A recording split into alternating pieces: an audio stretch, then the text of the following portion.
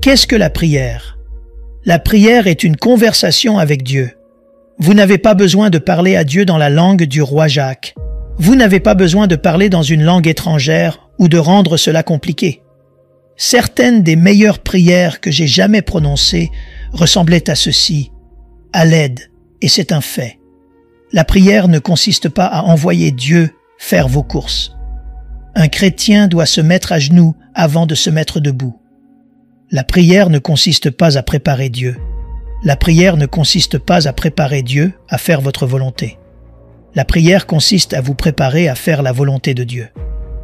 La prière du Seigneur dit ceci: « Que ta volonté soit faite, non la mienne. » Dites cela avec moi. « Que ta volonté soit faite, non la mienne. » La prière est le seul moyen de libérer la puissance surnaturelle dans votre vie, dans votre mariage, dans votre entreprise, pour vous montrer de grandes et puissantes choses. Mais la question est la suivante.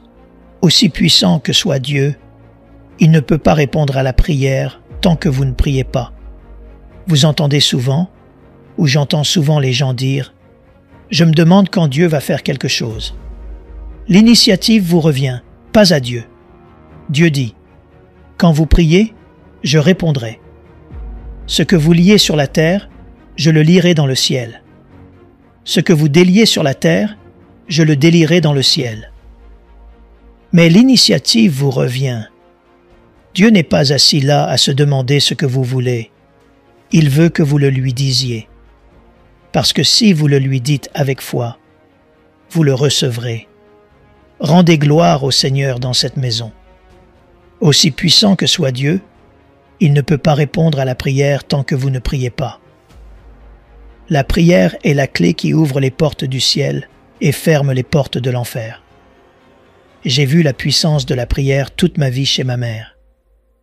Lorsqu'elle se mettait à genoux et commençait à murmurer le nom du Seigneur, chaque démon du comté de Harris se mettait à courir vers la Louisiane. La prière a le pouvoir de guérir la maladie. Mon frère aîné a été guéri de l'épilepsie grâce à la prière de ma mère. La science médicale ne pouvait pas y toucher, mais Dieu Tout-Puissant a guéri mon frère. La prière peut briser les chaînes de la misère et des habitudes qui vous asservissent, les tourments de votre fils, ce qui détruit votre fille, votre mari, votre femme. La prière peut changer cela. La prière n'a pas besoin de preuves, la prière a besoin de pratique. Les intellectuels d'Amérique racontent que Dieu est si distant, que Dieu est si loin. Il est un être cosmique, un grand-père bienveillant, assis dans les cieux, totalement inconscient et hors de contrôle. Écoutez bien, imbécile, Dieu est aussi proche que votre prochaine prière. Il peut déplacer le ciel et la terre. Il attend des gens de prière pour simplement prévaloir dans l'autorité du nom de Jésus. La prière est l'arme que Dieu a donnée à ses enfants pour faire la guerre dans les cieux. Lorsque nous disons que nous lions et délions, de quoi parlons-nous? Paul a dit que nous parlons de puissance et de principauté dans les cieux. Il y a des êtres surnaturels qui ont une structure et un ordre, qui sont sous le commandement du prince des ténèbres, c'est-à-dire le diable. Et si vous vous engagez vraiment dans un combat de poids lourd, vous allez rencontrer ces gens. Et la façon dont vous les rencontrez, c'est dans l'autorité de Jésus.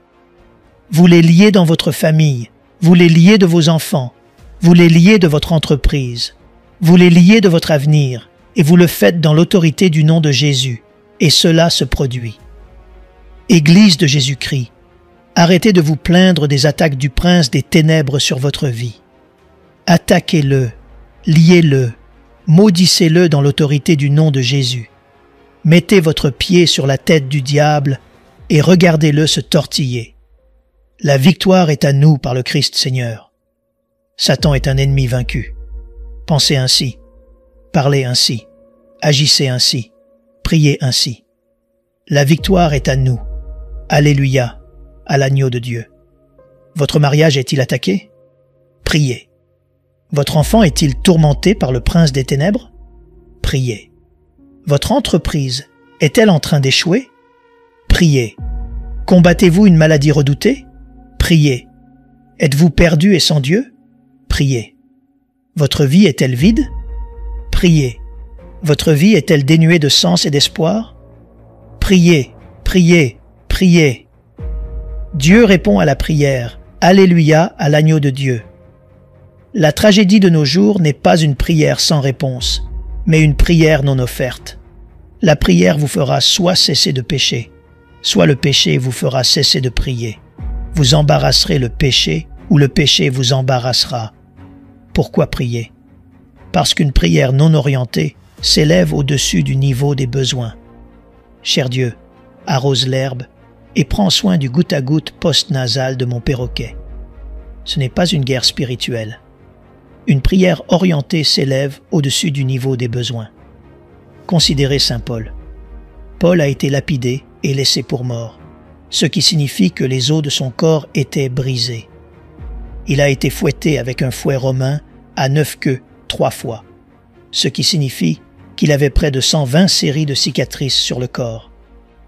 Il n'a pas demandé à l'Église de prier pour ses os brisés, ni pour l'arthrite causée par ses os brisés, ni pour le fait qu'il était à nouveau en prison, ni pour le fait que les Romains l'avaient à nouveau fouetté, ni pour le fait que son nom figurait à nouveau dans les fausses nouvelles comme étant un fanatique religieux. Il a dit « Priez pour moi, afin que je puisse parler au Seigneur avec plus de hardiesse. » Quoi? C'est ce qui vous a fait mettre en prison. La hardiesse, c'est ce qui l'a fait mettre en prison. Il voulait de la hardiesse, de la hardiesse. Vous écoutez les pasteurs d'Amérique. Nous avons besoin que la hardiesse revienne dans la chair américaine. Il y a des lâches spirituels dans la chair qui ont produit un environnement où la corruption morale dans notre gouvernement est acceptable. Ce n'est pas acceptable. L'avortement n'est pas acceptable. Le défi des lois morales de Dieu n'est pas acceptable. Prenez position contre ce christianisme de bain à remous qui prêche le confort à tout prix, y compris l'exclusion de la parole de Dieu. Proverbe 14, verset 9 dit « Les insensés se moquent du péché. » Et l'Amérique s'est moquée du péché, et nous sommes devenus Sodome et Gomorrhe, parce que le peuple américain ne peut pas identifier le péché à cause des lâches moraux dans les chairs américaines. Dieu est assis dans le ciel et dit « Priez-moi, demandez-moi de grandes choses, demandez-moi d'abattre les forteresses, demandez-moi de briser l'emprise de Satan sur votre travail, sur votre famille. Élevez votre prière de maintenant. Je me couche pour dormir à la guerre spirituelle. Allez à la guerre. Allez à la guerre dans l'autorité du nom de Jésus. Appelez ces politiciens corrompus par leur nom et priez pour que la colère de Dieu s'abatte sur eux. Vous avez ce genre de pouvoir, utilisez-le. Demandez-lui d'envoyer un réveil en Amérique, demandez une révolution de justice, demandez la justice qui exalte une nation, mais le péché est un reproche pour tout peuple. Puis-je obtenir un témoin ici ce matin? Quand vous priez, demandez de grandes choses. Demandez de grandes choses. Rien n'est impossible quand cela rentre vraiment dans votre cerveau. Rien n'est impossible avec Dieu. Demandez-lui de vaincre les géants dans votre vie. Quand vous avez un grand besoin, demandez beaucoup. Demandez-lui d'envoyer le feu du ciel. Demandez-lui de vous faire traverser la fournaise ardente. Demandez-lui. Il est le Dieu qui ne peut pas échouer, et il attend juste de vous montrer sa puissance impressionnante. Vous devez laisser libre cours à ce pouvoir dans l'autorité du nom de Jésus. Rendez gloire au Seigneur dans cette maison. Quelque chose, si vous mangez, Dieu ne répond pas à la prière. 1. Demandez et vous recevrez. Vous ne visualisez pas la prière. Vous demandez à Dieu à haute voix. Vous ne visualisez pas la prière. Vous dites une prière. Vous ne fixez pas un cristal, c'est de l'idolâtrie. Aussi puissant que soit Dieu, il ne va pas vous répondre tant que vous ne lui demanderez pas dans l'autorité du nom de Jésus. Deuxièmement, demandez avec foi. Marc 11, verset 22. En vérité, je vous le dis, quiconque ne doutera pas dans son cœur, mais croira que ce qu'il dit arrivera, il l'obtiendra. Pas pensera, dites-le avec moi, dira. Dieu Tout-Puissant vous a donné la capacité de parler pour que vous puissiez prier. pas pour que vous ayez un ministère téléphonique, mais pour que vous priez. Dieu n'est pas une statue de pierre ou de bois. Il parle, il pense, il ressent vos infirmités, il répond à notre prière, il est vivant, il est dans ce lieu. Jéhovah Shalom, le Seigneur notre paix, est dans ce lieu. La victoire est à nous par le Christ Seigneur. Rendez-lui gloire. Quand le jour des miracles a-t-il commencé? Dans Genèse chapitre 1, au commencement, Dieu créa. Ce mot « créa » est le mot hébreu « bara », qui signifie faire à partir de rien. Il n'est pas venu ici et a recréé quelque chose qui flottait dans l'espace. Il a créé ce monde magnifique à partir de rien. C'est un miracle. La Bible dit que Dieu a dit et c'est arrivé. Et Dieu a dit et c'est arrivé. Et Dieu a dit et c'est arrivé. Et Dieu a créé l'homme à l'image de Dieu, et l'homme a dit. Et puis Dieu a créé Ève, et elle a dit, et elle a dit, et elle a dit, et elle a continué à dire. Dieu s'excite quand vous vous mettez à genoux. Regardez les anges, les voilà qui arrivent. Voyons ce qu'ils vont demander. Préparez-vous à aller sur terre et à répondre à ceci. Et puis, vous vous agenouillez et lui demandez d'arroser l'herbe. Quand vous priez, demandez beaucoup, dites cela avec moi, demandez beaucoup, demandez selon son pouvoir infini. Il y a des années, au début des années 90, nous étions allés à Los Angeles, John Hagee Ministries, et avions mené une grande croisade là-bas. Et c'était beaucoup plus cher que CE que nous avions calculé à cause de ces syndicats qui sont là-bas. Nous sommes rentrés chez nous et le directeur financier a dit « Nous sommes à sec dans notre compte de télévision. Alors voici ce que j'ai fait. Comme un homme courageux, j'ai appelé maman. J'ai dit « Mère, voici ma situation. » Et ma mère est une femme très directe qui ne mâche pas ses mots. Elle n'a pas perdu de temps. Elle a dit « Eh bien, qu'as-tu fait avec l'argent que Dieu t'a donné ?» J'ai dit « Je l'ai dépensé pour faire la croisade. » Elle a dit « Que s'est-il passé ?» J'ai dit « Plus de 1500 personnes sont venues au Christ en 2 nuits. » Elle a dit « Eh bien, c'est la facture de Dieu. Tu faisais l'œuvre de Dieu et c'est la facture de Dieu. Nous allons demander à Dieu de la payer. » Et elle a fait une prière et a dit « Prions. » Et j'ai dit « D'accord, tu pries. » Elle a prié et 2 jours plus tard, j'ai reçu l'un des appels les plus étranges que j'ai jamais reçus en plus de 60 ans de ministère. Un homme au téléphone, notre secrétaire m'a mis en relation avec lui et il a dit « Êtes-vous John Hagee ?» J'ai dit oui. Il a dit « Premièrement, je veux vous dire que je ne suis pas chrétien. Deuxièmement, je vais vous dire que je n'aime pas les prédicateurs. Et troisièmement, je n'aime vraiment pas les prédicateurs à la télévision. » Un accueil si chaleureux, et j'ai pensé que j'allais me faire engueuler. Il a dit « Mais je vous ai vu prêcher à la télévision l'autre soir, et l'Amérique a besoin d'entendre ce que vous avez à dire, et je vais vous envoyer de l'aide. » J'ai pensé qu'il était saoul. J'ai dit « D'accord, merci beaucoup. » J'ai dit « À quoi ressemble un peu d'aide ?» C'est ma mère qui parle. Il a dit « Je vais vous envoyer $1 million. » Il est vraiment saoul.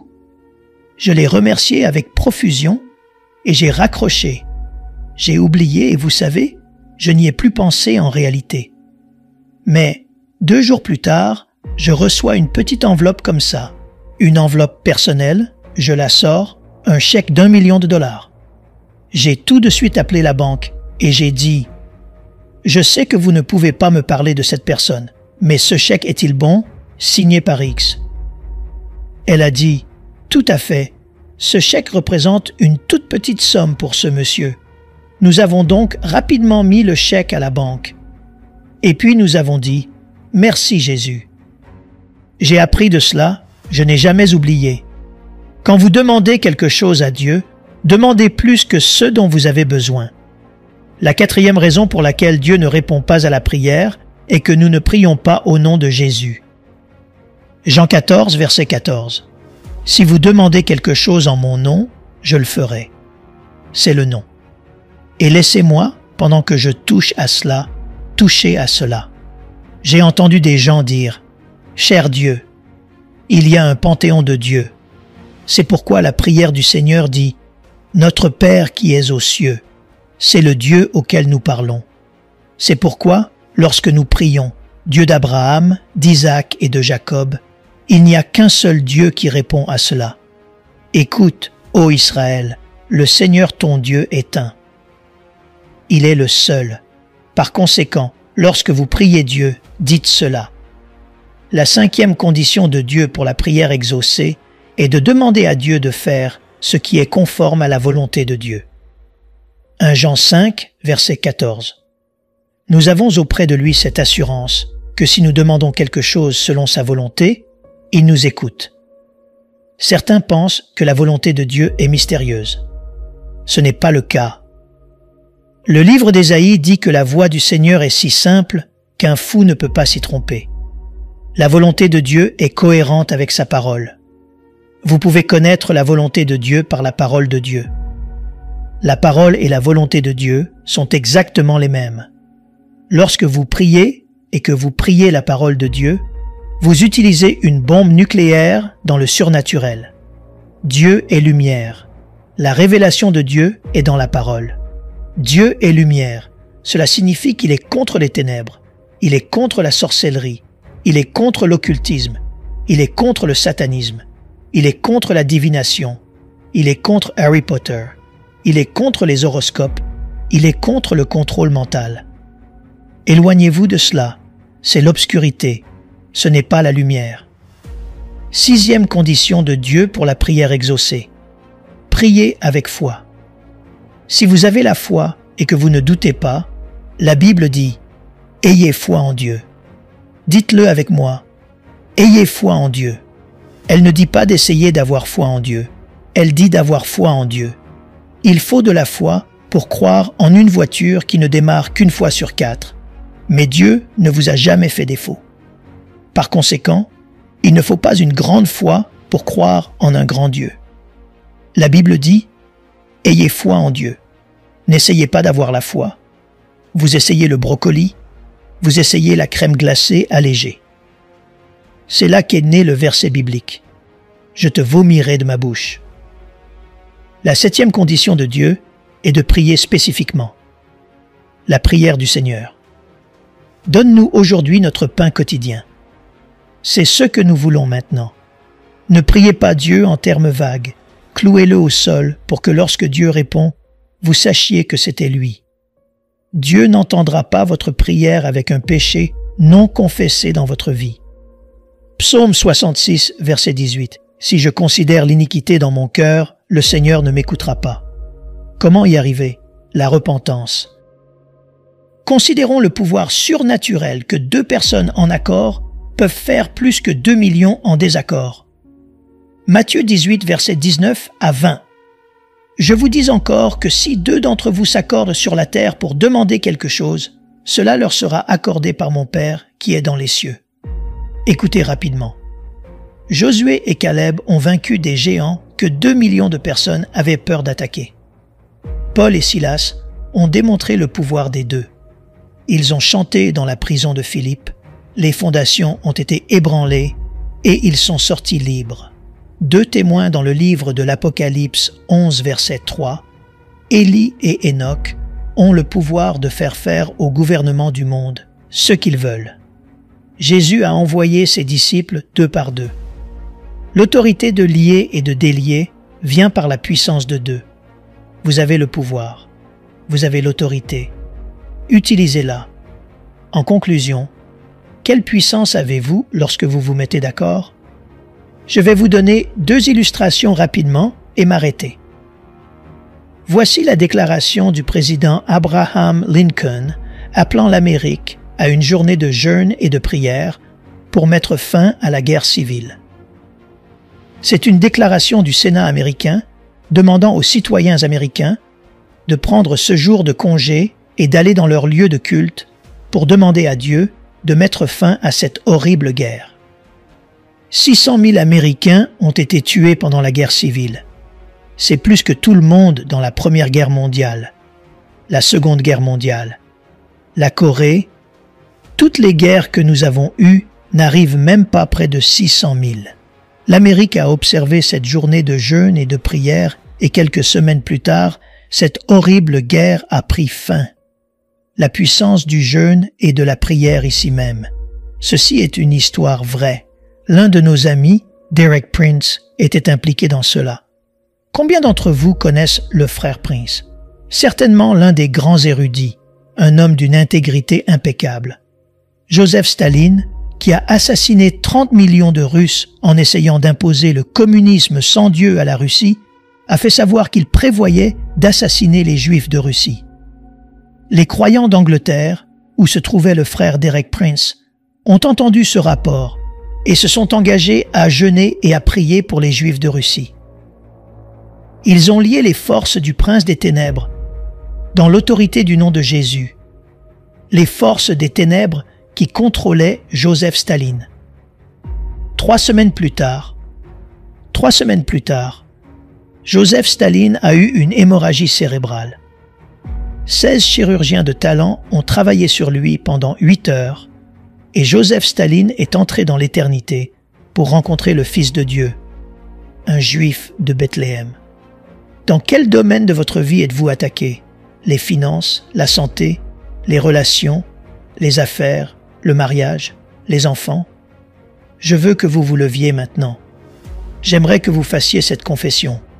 Dites, « Pasteur, il y a un domaine de ma vie où j'ai besoin que la puissance surnaturelle de Dieu envahisse et résolve le problème. Laissez-moi voir votre main là où vous êtes, 100% de cette congrégation.